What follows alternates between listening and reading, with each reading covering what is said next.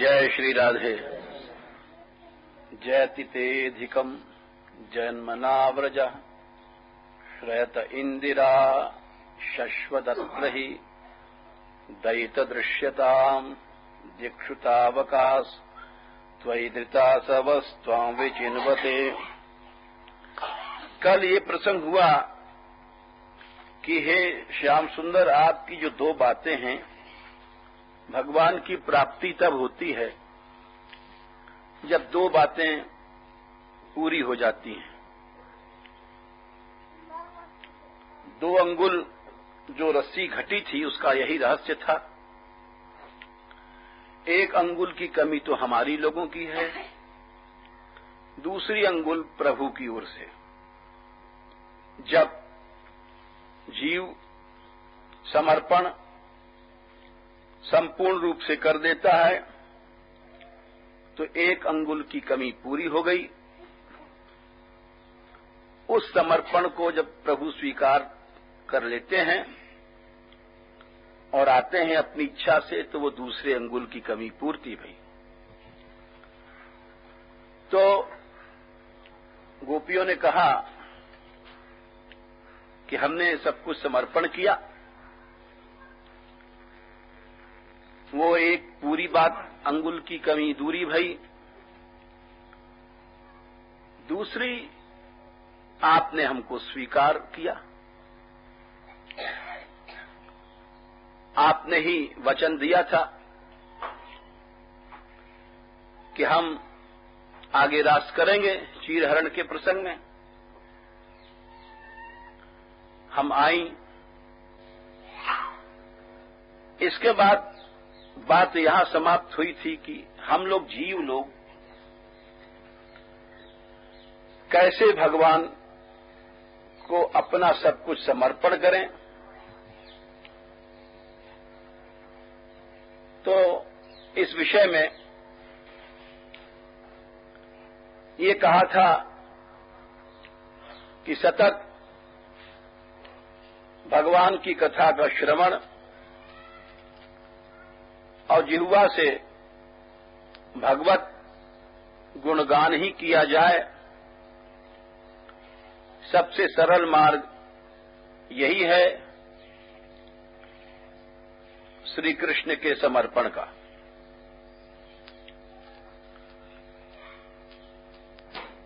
ऐसा जब जीव कर लेता है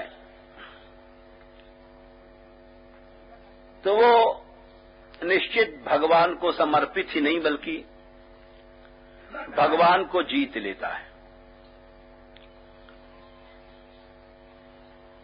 ये बात ब्रह्मा जी ने भी कही थी कि जो भगवान अजेय है, जिस प्रभु को कोई जीत नहीं सकता, उस प्रभु को जीतने का बहुत सरल उपाय है, बहुत सरल उपाय।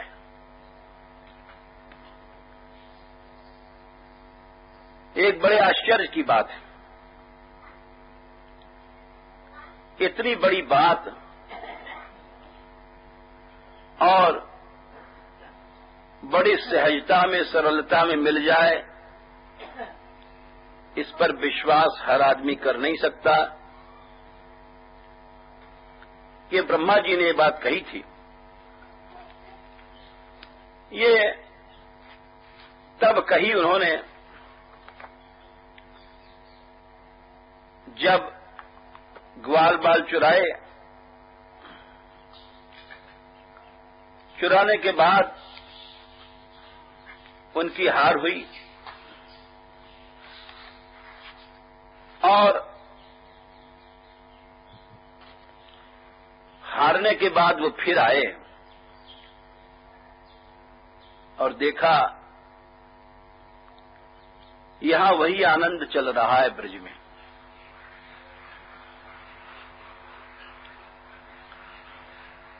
कोई घाटा नहीं है, वही गान, वही नृत्य, वही ग्वाल बालों के साथ क्रीड़ा, ये सब देख करके ब्रह्मा जी ने एक बात कही, वो हारने जीतने के ऊपर बात थी। देखो भाई, कोई भी पहलवान, जब दो पहलवान लड़ते हैं तो सभी लोग जानते हैं कि जब उसको चित्त कर देता है पहलवान तो कुश्ती पिट गई, वो हार गया और वो जीत जाता है। तो सहज में कोई हार नहीं मानता, पूरी ताकत लगाता है, कभी सवारी कसता है, कोई ऊपर वाला कभी घोंटू मारता है गर्दन पर, कई बगली दाबता है, यानी कितने कितने दांव पेच के बाद तब वो हार मानता है। तो इंद्र भय, ब्रह्मा भय, इन्होंने ऐसे हार थोड़ी माना। इंद्र ने भी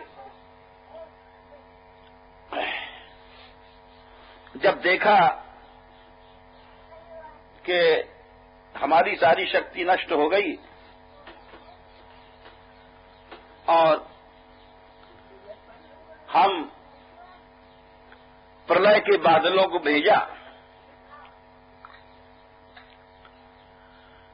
और प्रलय की वायु को भेजा, जितनी सामग्री और प्रलय के पत्थर ओला सब भेजे। इंद्र ने कहा था कि इन ब्रजवासियों का संहार कर दो, एक भी पशु, गाय, बैल, बछड़ा नहीं बचना चाहिए। ये इंद्र का ऑर्डर हुआ। इंद्र ने कहा, एषाम श्रियावलिप्तानाम कृष्णेनाधमायितात्मनाम धुनुत श्रीमदस्तंभम पशून्नयति संशयम। संवर्तक नाम के बादल जो बंधे रहते हैं सांकलों में, केवल प्रलय के समय निकला करते हैं, और संवर्तक नाम की वायु, ये सब संवर्तक चला करते हैं।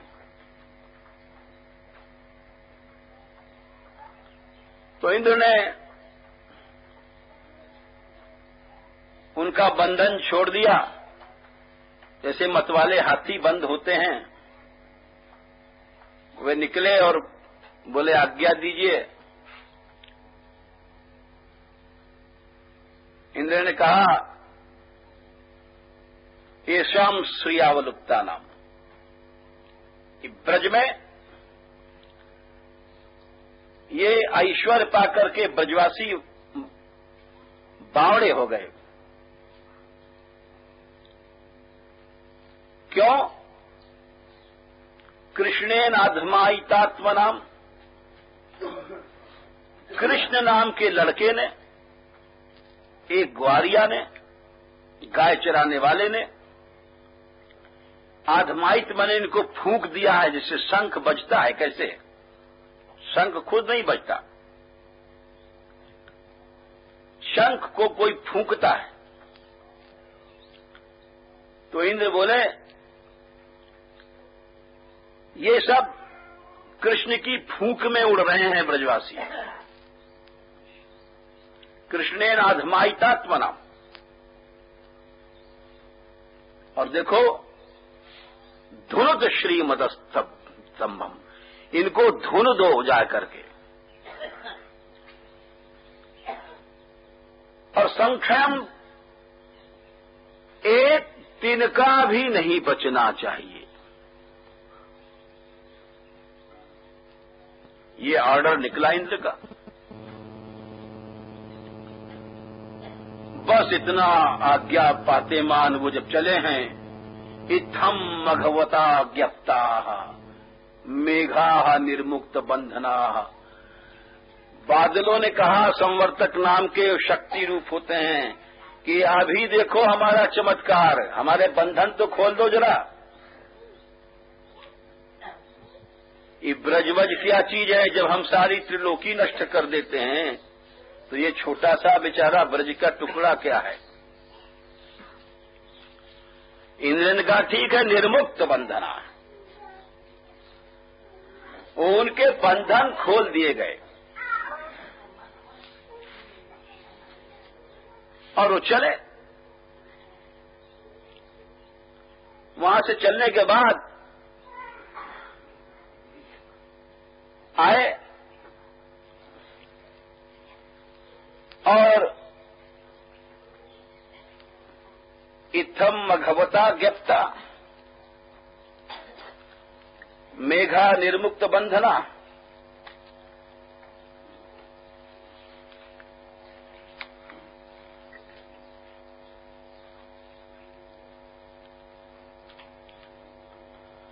कथा बड़ी लंबी है, हम इसको यही छोड़ते हैं क्योंकि हमें इधर आना है। हमें इतना ही कहना था कि सारी शक्ति उनकी नष्ट हो गई। ये तो फिर कभी सुनाएंगे। और सब शक्ति नष्ट हो गई। जितनी शक्तियां थीं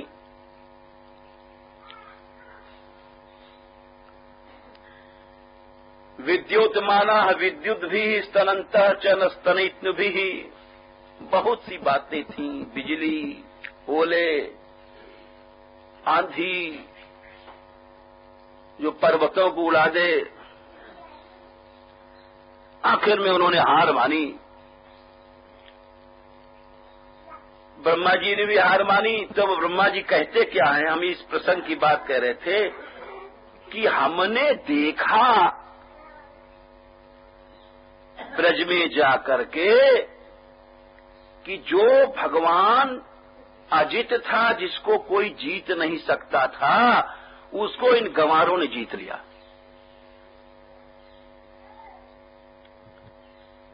इसीलिए प्रेम का मार्ग भक्ति का मार्ग सही है, ब्रह्मा जी कहते हैं। ब्रह्मा जी अपनी स्थिति में बोले ज्ञाने प्रयास मुदपास्य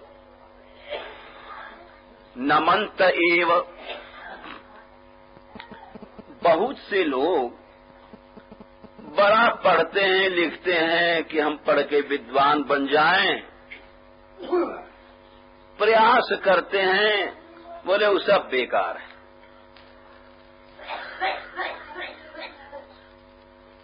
अरे ये ब्रजवासी कौन से पढ़े हैं बाबा, ये काला अक्षर भैंस बराबर हैं, कुछ नहीं आता इनको। और इन्होंने उस अजित को जीता। तो अजित को जीता, ऐसा आश्चर्य। ऐसा आश्चर्य देखने के बाद ब्रह्मा जी के मुख से बात निकली है कि सब प्रयास करना ज्ञानवान का सब व्यर्थ है। ज्ञाने प्रयासम उदपास्य। बोले जब व्यर्थ है तो सार क्या है? बोले भाई नमन्तेव, प्रभु को,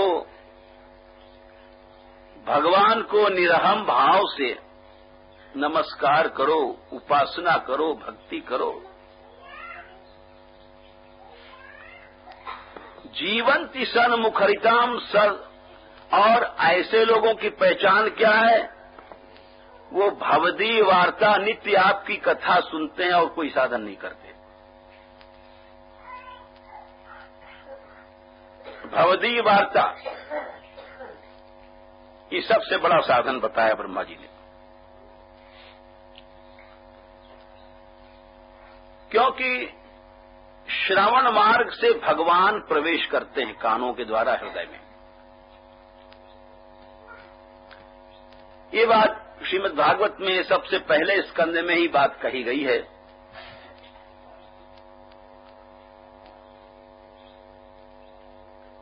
इस तरह से जो लोग जीते हैं, जीवंती सन्मुखरिताम, सन माने भक्तों के मुंह से आपकी कथा सुन करके, स्थाने स्थिता, वे ठीक हैं। स्थाने माने ठीक होता है, वो सबसे ऊंचा साधन यही है। श्रुतिकताम, कानों के रास्ते से जो कथा के द्वारा भगवान घुसते हैं, उससे बढ़िया साधन ब्रह्मा जी कह रहे कुछ नहीं है। एकांत में कोई कितना भी कुछ कर लेगा, कुछ नहीं। तन वांग मनोभिर ये प्रायशो अजित जितोप्यस तैस त्रिलोक्याम, ब्रह्मा जी बोले वे लोग आपको जीत लेते हैं। जीत लेते हैं, बोले जीत लेते हैं, बोले ऐसा मत बोलो, ब्रह्मा जी कहते हैं अरे जीतो भी जीत लिया। जीत क्या लेते हैं? अक्ता प्रत्यय है, हमने देख लिया, इन सब गंवारों ने जीत लिया आपको।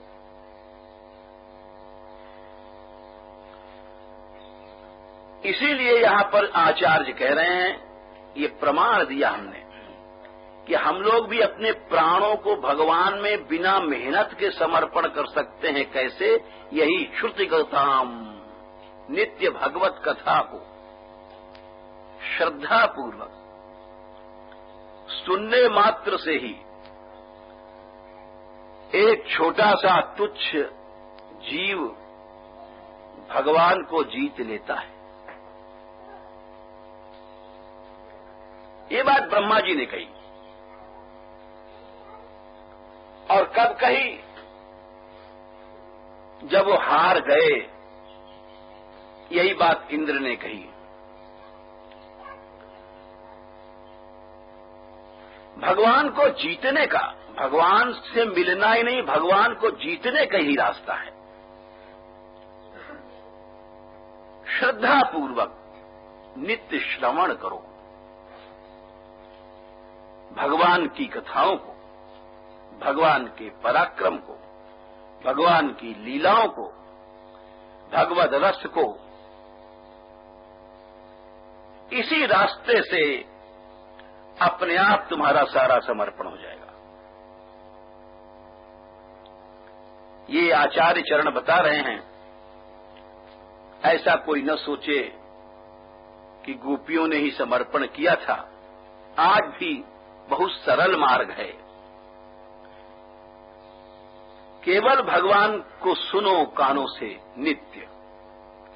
ब्रह्मा जी बोले स्थाने स्थिता, सबसे ऊंचा साधन, सबसे ऊंची साधना, सबसे ऊंची उपलब्धि, बस नित्य सुनो श्रद्धा से और भगवान को जीत लोगे। तो अभी आचार्य कह रहे हैं कि गोपियां कहती हैं कि हमने आपको सब कुछ समर्पण कर दिया, हमने आपको समर्पण किया और समर्पण बराबर चल रहा है। कैसे? कि नित्य हम कृष्ण नाम से अतिरिक्त हमारी जिह्वा कुछ नहीं लेती है और कानों से कृष्ण कथा के अतिरिक्त हम कुछ नहीं सुनती हैं। ऐसा जो मार्ग है, यही सर्वोच्च मार्ग है। इस तरह से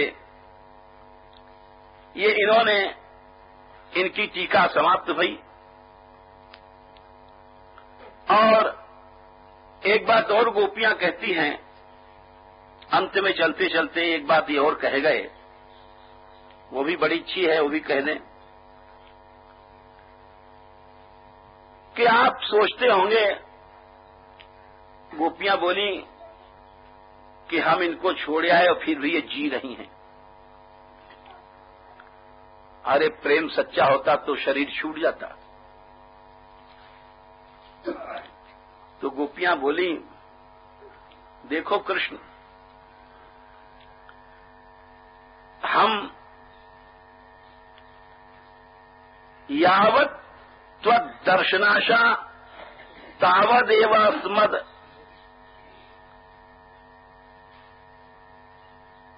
कहते हैं हम लोग तभी तक हैं असवह,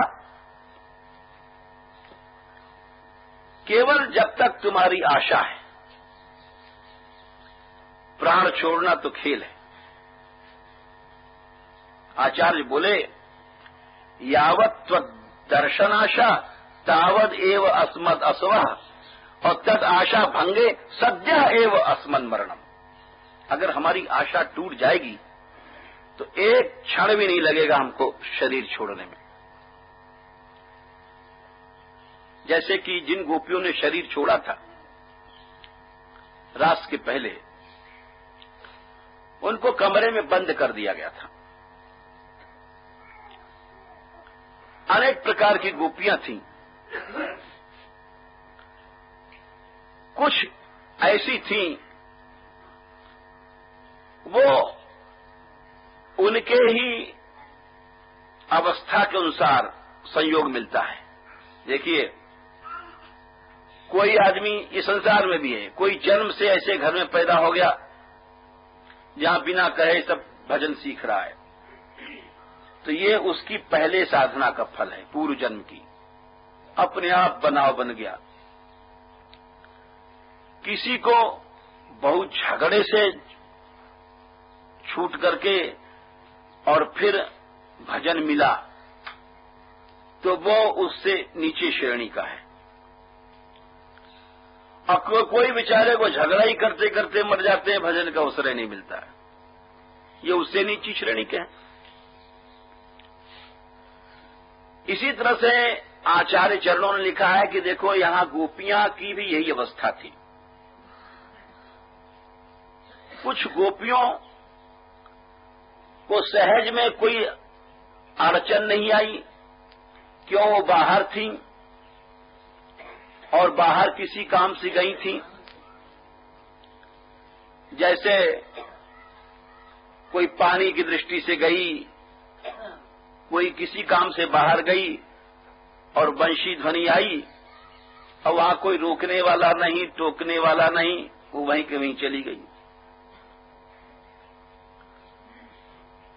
कुछ गोपियां ऐसी थीं, ये श्रीमद् भागवत में लिखा है, दुहंत्यो भी अयु काश्चित।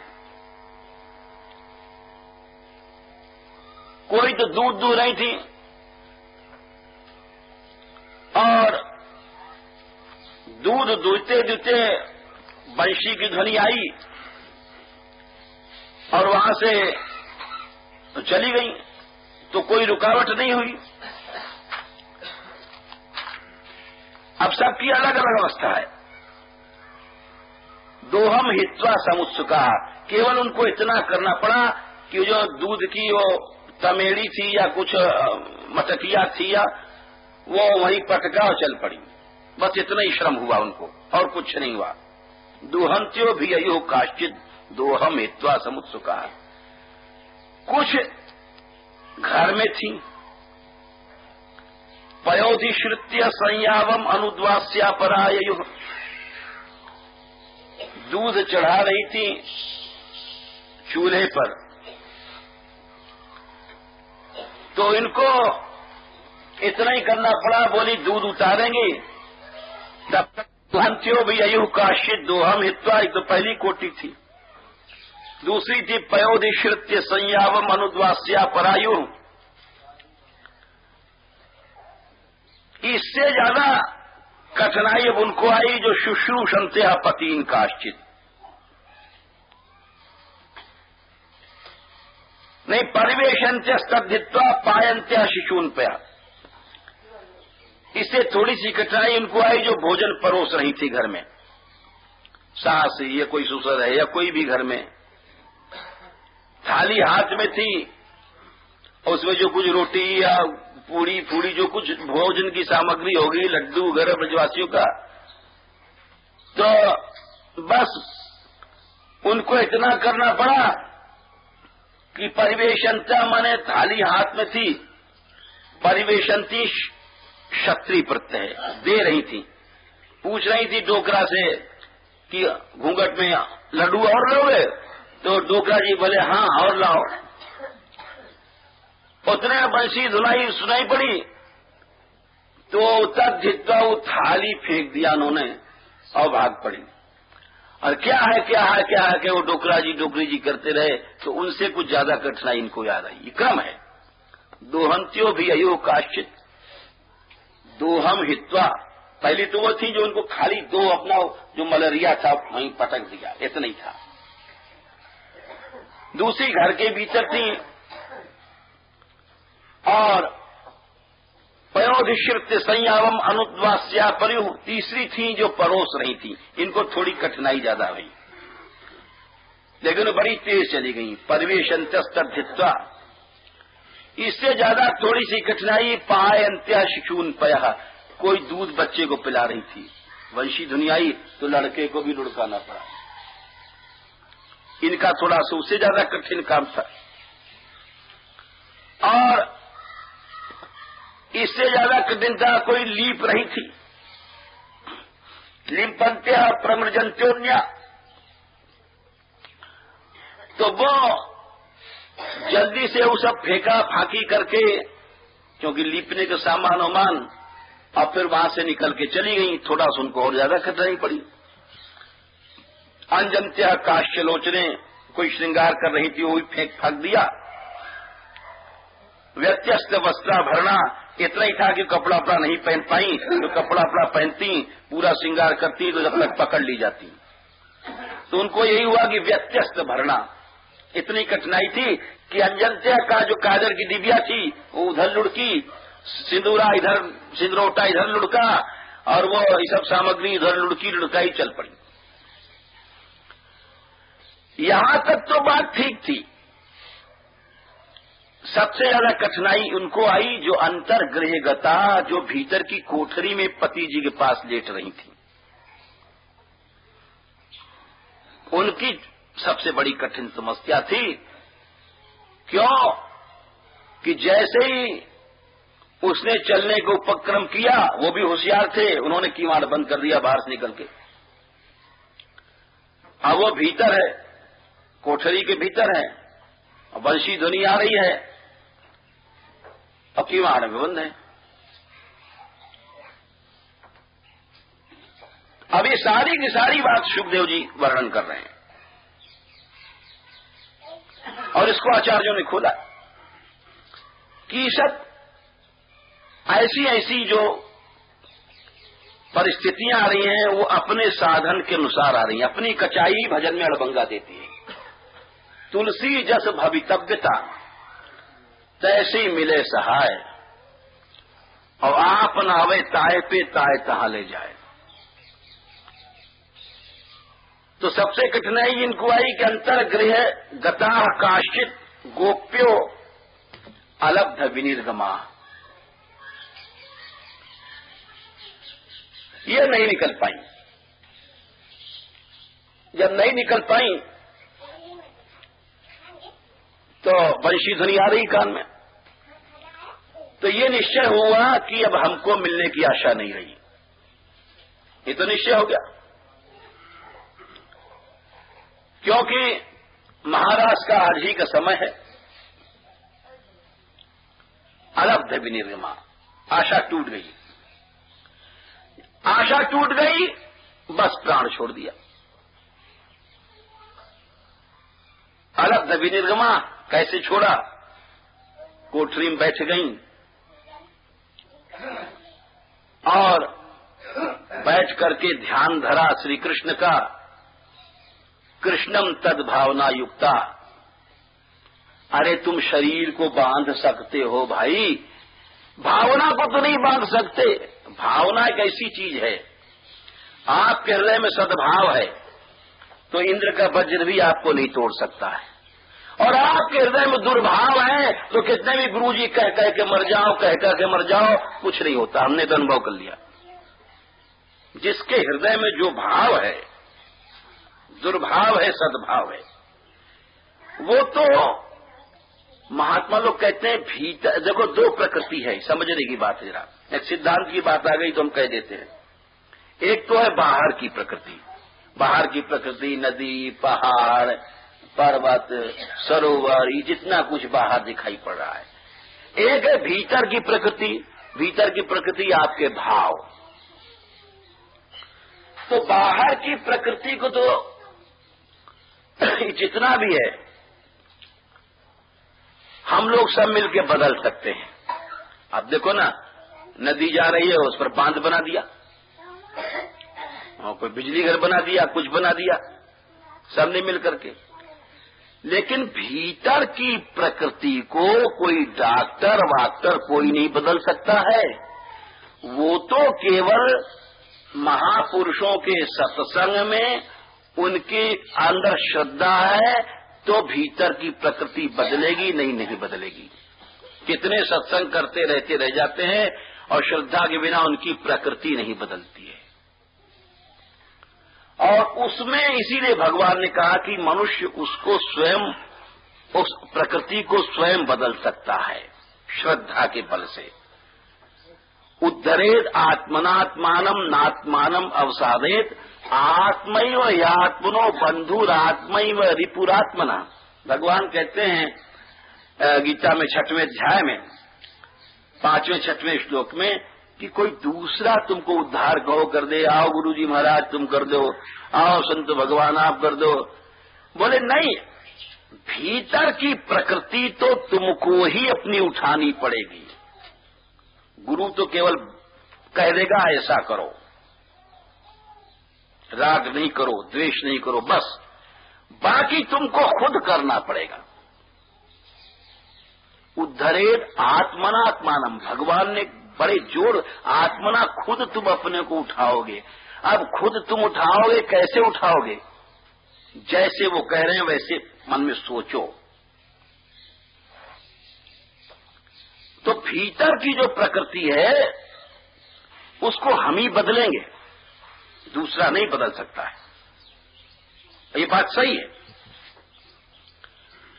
आप कहीं देख लो, अच्छे से गुरु लोगों के पास चले जाओ, वो शिष्य से कह रहे हैं भाई संयम करो, और अगर अच्छे कोई महात्मा है, धन संग्रह नहीं करो, त्याग सीखो, और कह रहे हैं, लेकिन चेला जी अपना आंख बचा रहे हैं, इधर देख रहे हैं, उधर देख रहे हैं, कौन आई है या कहां से 10 रुपए का नोट मारे हैं। तो वो क्यों? क्योंकि वो उपदेश अगर गुरु ने दिया भी तो श्रद्धा विहीन है, उनको कुछ फायदा नहीं हुआ। इसीलिए भगवान कहते हैं श्रद्धावान लभते ज्ञानम तत्परः संयतेन्द्रिया ज्ञानम लब्ध्वा पराम शांतिम अचिरेणाधिगच्छति। भगवान कहते हैं 4थे अध्याय में 39 में कि अगर श्रद्धा है तो ज्ञान होगा, नहीं उपदेश सुनते रहो, कुछ नहीं होगा, कुछ नहीं होता है। हर जगह कथा होता है, कर्मयोग की कथाएं होती हैं, कर्म करो कर्म करो, लेकिन हर आदमी अपना माथा फोड़ता है, कर्म करना कोई नहीं जानता। कर्म करना कोई चाहता ही नहीं है। ये आश्चर्य की बात है, ऐसा तामस बैठ गया संसार में। भगवान कर्मयोग सिखाते हैं, सभी कर्म तुम मेरे में अर्पण करो। हर आदमी रोता है, मैं देखता हूं, किसी को छोटा सा और फिर भी आप नहीं आते। आगे कहती हैं, हमने आपको जो समर्पण किया है, कोई सोचे, अब यहां पर एक साधक पक्ष की बात आ रही है, अब वो समझने की बात है, बड़े काम की बात है। भाई गोपियों ने सब कुछ समर्पण किया, हम लोग गोपी तो हो नहीं सकते। कोई आदमी सोचेगा, और हम भी सोचते हैं, गोपियों का सा न प्रेम है, न गोपियों की सी लगन है, अपने तो देहाध्यासी हैं, किसी ने तू कह दिया तो भी बुरा लगता है। हम शरीर हैं, 24 घंटा इसी में डूबे हुए हैं, और हर आदमी डूबा हुआ है। हमारे पास मैं देखता हूं, जब 4 आदमी चेमे करते हैं, तो बड़ा आश्चर्य लगता है कि क्यों कर रहे हैं। अरे जवाब मत दो, खत्म झगड़ा। लेकिन एक व्यक्ति भी अभी तक ऐसा नहीं दिखाई पड़ा हमें कि जो अपनी जिह्वा को रोक ले। इतने सत्संग के बावजूद एक व्यक्ति भी ऐसा नहीं दिखाई पड़ता है। इतना ज्यादा देहाध्यास है कि मनुष्य जवाब दिए बिना रह नहीं सकता। सबको हम देखते हैं, क्या विचित्र दैव लीला है, कितना भयंकर देहाध्यास है। 24 घंटा सत्संग के बाद भी यही दिखाई पड़ता है चारों ओर। ऊपर जाओ चाहे नीचे आओ, चाहे अगल जाओ चाहे बगल जाओ, बस यही देहाध्यास का तांडव नृत्य दिखाई पड़ता है। छोटी सी बात जीव नहीं ग्रहण कर सकता। तो मैं इसलिए बता रहा हूं कि अपन तो उसमें हैं, गोपी बहुत दूर रही। हम तो देहाध्यासी हैं। हम तो किसी ने तू कहा वो भी नहीं सह सकते। किसी ने यूं कहा, जैसे वो कुत्ते वाली हालत है, कुत्ता कहता है भाऊ तो दूसरा भी कहता है भाऊ। और उसमें कुत्ते में मनुष्य में क्या अंतर है? कुछ अंतर नहीं। तो अब हम लोग कैसे अपना प्राण भगवान में अर्पित करें, ये प्रश्न आता है। इसी प्रश्न को आचार्य रख रहे हैं। भाई गोपी ने तो समर्पण किया, उन्होंने क्या नहीं सहा। सब बन जाते हैं हम भगवत प्रेमी के बाप। हर आदमी कहता हम भगवत प्रेमी हैं। अरे गोपियों ने क्या सहा, पहले ये भी तो सोचो। हमारी तुम्हारी तो कुत्ते की सी हालत है, जरा से जवान कोई नहीं रोक सकता है। और प्रेम कहां से आ जाए? देखी सखी हमें आपस में, जोई मन भावे सोई कहती हैं। गोपियां कहती हैं कि हर समय जहां निकलो कोई रंडी कहती है, बेशिया कहती है, कुछ कहती है। जो ही मन भावे सोई कहती है। बिगड़ी भाई ये खानदानिया को बिगड़ो बड़ा। जो ही मन भावे सोई। ए घर हाई लुगाई सबे, निस्द्योस हमें दहती रहती हैं। रात दिन ताने। सास को देखो, नंद को देख लो तो 24 घंटा उठते बैठते ताने, बातें जवाब भरी। और तुम्हारी निंदा होती है कि नंद को ऐसे ही धूर्त है, बड़ा बदमाश, चोर, छिनट, एक नंबर को। ऋषियावत पे चुप वह सहती हैं। तुम्हारी निंदा हमको बुरी लगती है लेकिन चुप रहती है। श्याम प्यारे तिहारे लिए, सिगरे जग को हसीबो सहती हैं। इसको कहते हैं प्रेम। अबे हम लोग तो वो कुत्ता वाली डिग्री नहीं छोड़ पाए, कुत्ता कैटेगरी नहीं पार कर पाए, भक्ति कहां से आ जाएगी? मैं तो ये आश्चर्य करता हूं कि रूप गोस्वामी जी ने लिखा 6 वेग छोड़ने पर भक्ति मिलेगी। वचसो वेगा,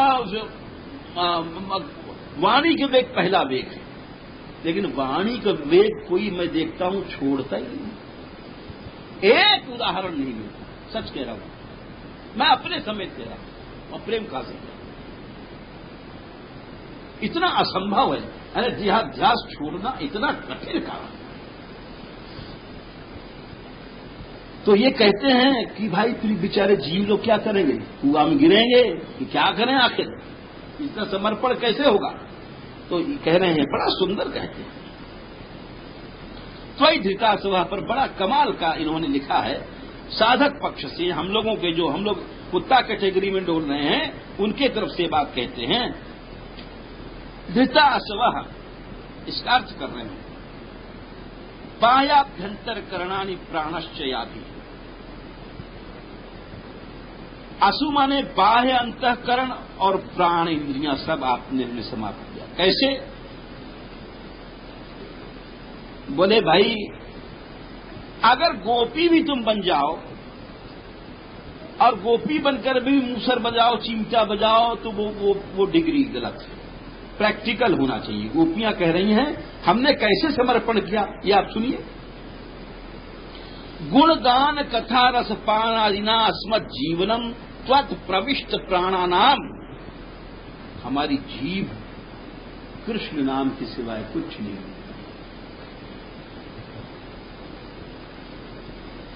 गुणगान कथा रसपान आदि ना समझते जाइए। इस जीव से तो अब हम लोगों ने सदा के लिए सिवाय कृष्ण नाम के और कुछ नहीं बोलना है, ये सोच लिया, ये कर रही है। गाली देती रहो, सास हो नंद हो, लेकिन अब ये जीव जवाब नहीं दे सकती। केवल जीव चलेगी तो कृष्ण कथा के लिए, ये नहीं चलेगी। इस तरह से हमने प्राणों को समर्पण और कथा रसपान, और केवल बात सुनती हैं, आपस में इकट्ठी होती हैं। गोपी गीत सब ने मिल के गाया, तो आपकी कथा के सिवाय हम लोग कुछ सुनती ही नहीं है। कोई आ कहता है कि वहां तेरी बड़ी बुराई हो रही है, और वहां तेरी बड़ा निंदा हो रहा है, और तेरे वहां पिहरिया ने 1000 गाली दिया, सासरिया भी कह रहे हैं बहू बिगड़ गई है, चिनार है, रंडी है और फंडी है। बोले ये सब सुनने का हमारे कान ही नहीं रहे। इस तरह से भगवान में इंद्रियों का और बाह्य अंतःकरण का समर्पण होता है। ये करना पड़ेगा। अगर ये नहीं है तो प्रेम नहीं है, भक्ति का मार्ग नहीं है, केवल ढोंग है, पाखंड है, विडंबना। ये जो लिखा मीरा ने, कोई मोए निंदो कोई मोए गुंदो, कोई प्रशंसा करो कोई तारीफ करो, यही बात लिखा है। ये मीरा की अनुभूति थी, जो ये गोपियां कह रही हैं, आचार्यों ने लिखा है। ये कि उपलब्धि है। हम लोग सोचते हैं कि कौन आदमी हमारी निंदा कर रहा है, कौन क्या कर रहा है, कौन हमको बुरा कर रहा है, कौन अच्छा कह रहा है। अरे ये सोचना ही तुम्हारा कुआं में गिरना है भाई। तुम देहाध्यासी हो, महामूर्ख हो, तुम बहिर्मुखी हो, तुम कभी भी कृष्ण को प्राप्त नहीं कर सकते। तुम केवल देहाध्यास में डूब रहे हो और कुआं अंधकार में जा रहे हो, भजन भजन कुछ नहीं। यही आचार्यों ने रास्ता बताया। भगवान ने कहा तुल्य निंदा स्तुतिर मुनि संतुष्टो ये नीति चित अनिकेता स्थिर मतिर भक्तिमान में प्रियो न रहा। 12वें अध्याय में 15वां श्लोक भगवान कहते हैं भक्त बनने के लिए ये जरूरी है, एक तराजू पर तोल लो। तुल्य माने क्या होता है? तुलाम अर्हति तुल्य। एक तराजू पर तोल लो, दोनों डंडी बराबर है, निंदा करने वाला भी बराबर है, बुराई करने वाला भी बराबर है, जब उसको कहते हैं भक्त। और जब इन बातों में जो फंसा हुआ है चक्कर में, वो कौन बुराई कर रहा है, वो कौन निंदा कर रहा है, मुंह फूल गया, वो उसको जवाब दे रहा है, वो उसको जवाब दे रहा है, ये कुत्ता कैटेगरी है, भक्त कैटेगरी नहीं। चाहे रामायण से देख लो, निंदा स्तुति उभय समय, जहां से को भागवत से बताएं, वेद से बतावें, गीता से बतावें, पुराणों से बतावें, रसिक आचार्यों के हिसाब से बतावें, इस आचरण के बिना भक्ति असंभव है। बड़ी सुंदर बात कहते हैं कि हम लोगों ने कैसे अपने इंद्रिय आप में चढ़ाया। गुणगान कथा रसपान आदिना अस्मत् जीवनम त्वत् प्रविष्ट प्राणा। यही रास्ता है, तुम्हारे प्राण कृष्ण में चढ़ेंगे। ये जो इस रास्ते से नहीं चलेंगे, जो कुत्ता कैटेगरी वाली बात। क्या किसने कहा, हम कैसे कहें, हम नहीं सह सकते।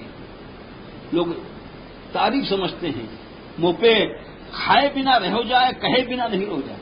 यानी कुत्ता भी रहे बिना बना, कुत्ता बिना में चैन नहीं। तो मनुष्य जब तक इन बातों पर नियंत्रण नहीं करता है, तब तक उसके प्राण भगवान में नहीं जाएंगे। चाहे वो कितना पढ़ ले, लिख ले, अनेक प्रकार की विडंबना कर ले, साधन कर ले। इसीलिए त्वयि धृतासव का ये अर्थ आचार्य करते हैं। नमो जयतितेधिकम जन्मना व्रज श्रयतेन्द्रिरा शश्वदत्रही दैत दृश्यता दीक्षुतावकाश त्वयि धृतासवस् त्वां विचिन्वते। नमो माध्भ्योस्तु नमः शिशुभ्यो, नमो युवभ्यो नम आवटुभ्यः। ये ब्राह्मणागाम अवधूतलिंगा शरन्ति तेभ्यः शिवमस्तु राज्ञाम्। हैं? अब कल बताएंगे। हाँ सब बताएंगे। इतना ही 1 घंटे से अधिक होगा।